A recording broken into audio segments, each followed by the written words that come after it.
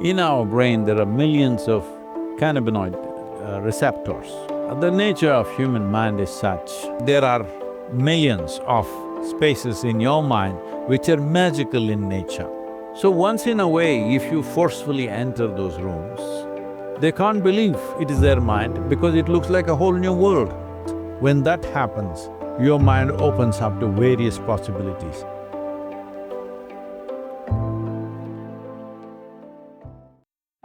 See, it's been discovered or we have observed that in our brain there are millions of cannabinoid receptors. So what does this mean? Lots of speculation went on. So naturally, people who are on the dope, they said, this means everybody must smoke, or this means anthropologically all of us, all human beings at some time were smokers.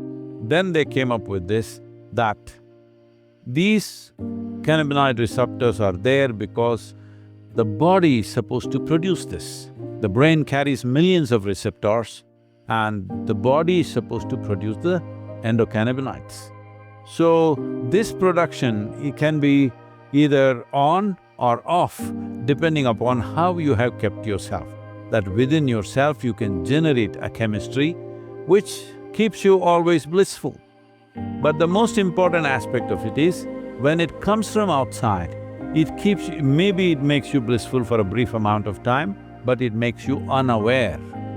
When it comes from within, it keeps you blissful and makes you super aware, which is the important thing.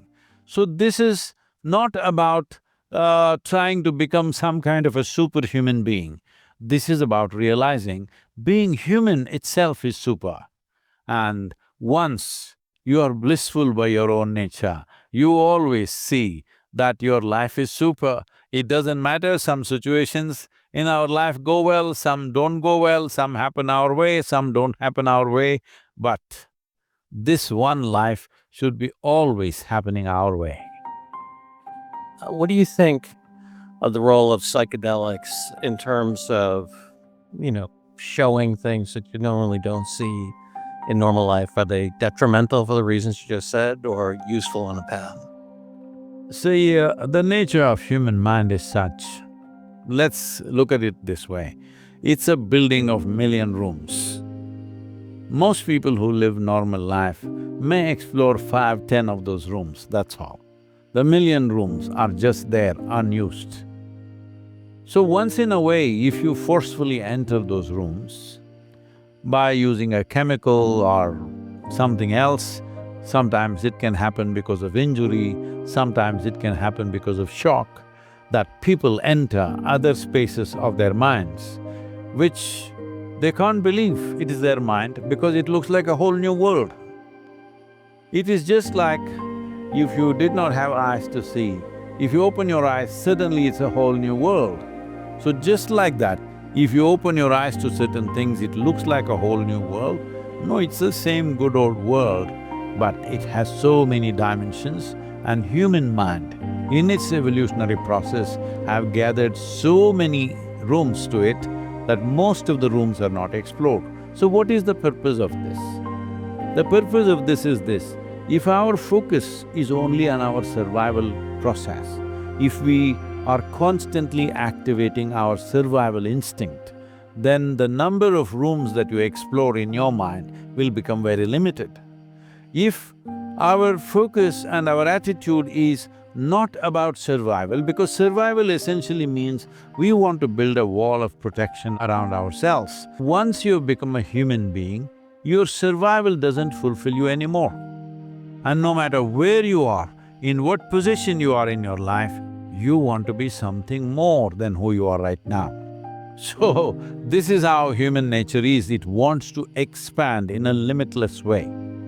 So can anybody count 1, 2, 3, 4, 5 and get to infinite nature? No, that's never going to happen. So the important thing is to be able to distinguish between our survival instinct and longing to expand. Our longing to expand infinitely is finding a constipated expression, which we call as ambition or, desires and things like that. Essentially, It is a very small expression of this longing to expand. This longing to expand, if you make it a conscious process within you, then you will see your survival instinct will come down to its minimum levels. When that happens, your mind opens up to various possibilities. In many ways, this is what these chemicals are doing. It puts down your survival instinct to such a level. There have been cases people have left off mountain peaks, tall buildings and things like that because their survival instinct is gone. They cannot even understand that if I fall off this, this is going to end my life. So because survival instinct has come down forcefully, not consciously. So consciously producing these experiences from within and forcefully doing it from outside, these are two different things. Here and there, somebody might have felt that because something opened up, they benefited from that. But you look at the larger consequence of such experiences, most of the time it's left people either frustrated or disturbed or imbalanced. Very, very few people can really claim they have benefited from that. You mentioned that the mind has millions of rooms. You seem to be someone that has explored more of those rooms than most others. Can you talk about some of the rooms you explored? Well, I have this reputation of being logically correct. Don't try to take it away from me now. See, what you call as logic, which is very important, it is like the foundation. If you don't build a solid foundation, then you can't build anything else on top of it.